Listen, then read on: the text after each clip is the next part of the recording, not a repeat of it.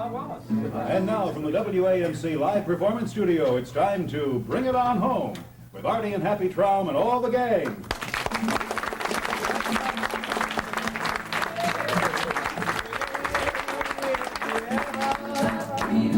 Change your mind about me.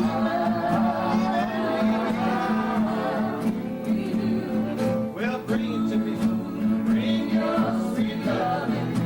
Bring it on home to me.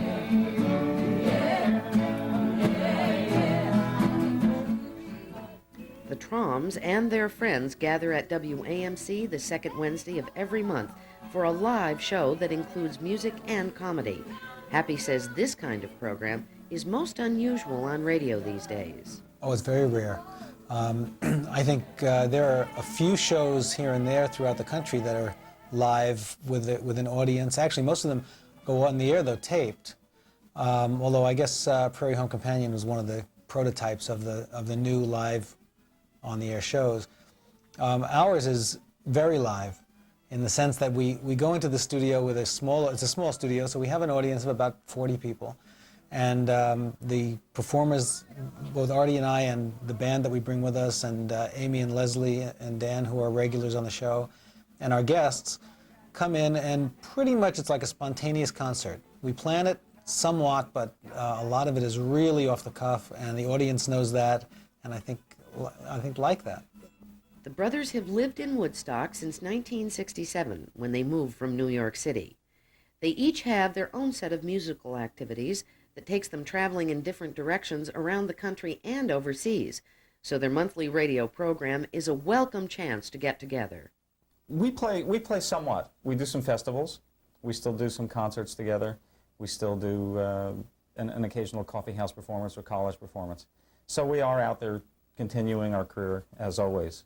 The radio show is great because it enables us to have a regular scheduled concert that we attend with our friends, where we can bring newcomers into the scene, which is something we're very interested in doing, bringing some new talent into the public eye, and also bringing in some of our friends who we normally don't get to see that much.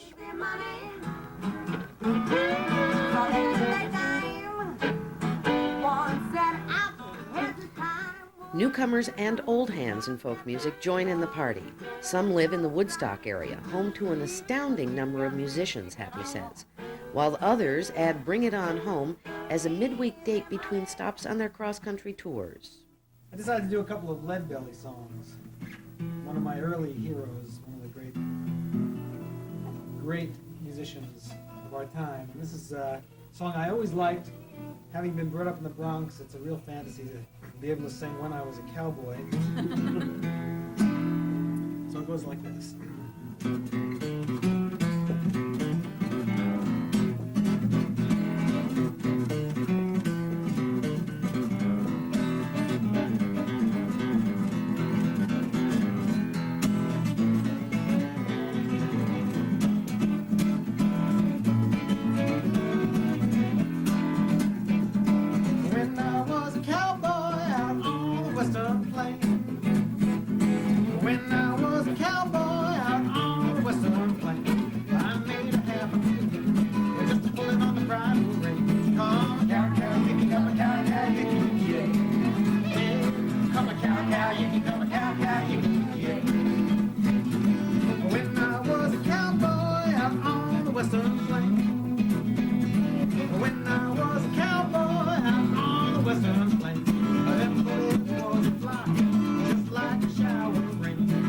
Literally, I decided to do that song about 10 minutes before airtime.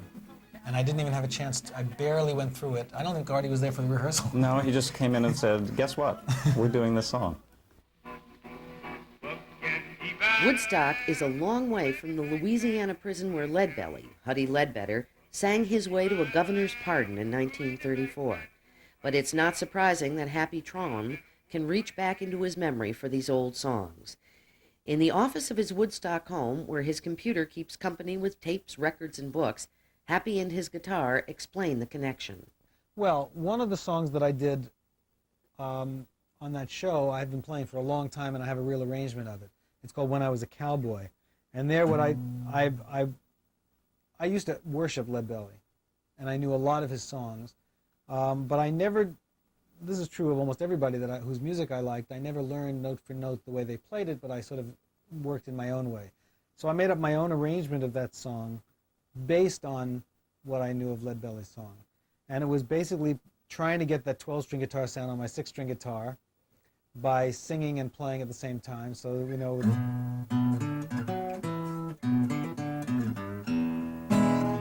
something like, when I was a cowboy out on the western plains, that kind of thing. Happy first encountered the songs of Lead Belly and Woody Guthrie as a youngster. He and Artie were part of the crowd of New York City kids that flocked to Washington Square every Sunday in the 50s. That's where folk singers of every style came and traded licks. And what did their parents think? I don't know that they had any expectations of how we'd grow up, but I don't think they would have expected this. We came from a fairly traditional, liberal Jewish family in the Bronx, and the idea of running off and becoming folk singers wasn't part of the picture. But Artie and Happy were definitely in the picture as interest in folk music swelled. Happy taught fingerpicking and bluegrass banjo to pay his way through New York University. Artie added blues and jazz guitar to his repertoire. Now, Happy and his wife Jane run a business called Homespun Tapes that teaches others how to play folk music. And Artie is one of hundreds of professional musicians who do the teaching. First thing is, if you'd have to know your E chord. And then I'd probably start with some of the, I have an interesting way of teaching because I like to jump right in. I don't like to baby people too much. So I'd probably start you with something like, which is a hammering on technique, where you hit one string and bring down the finger time and time again. It gives you that nice funky blues effect. So you might learn something like that right off the bat. 3 miles up the road from Happy's house is a plain-looking building where Jane and Happy and a small staff keep up with a mail-order business that has 25,000 customers, all learning to play banjo, guitar, dulcimer, and mandolin from audio and videotapes made by the likes of John McCutcheon and Barney Kessel. Yeah, we have about 4, 5, 6, 7.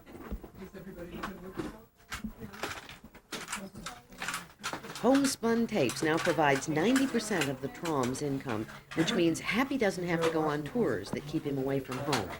Jane's title?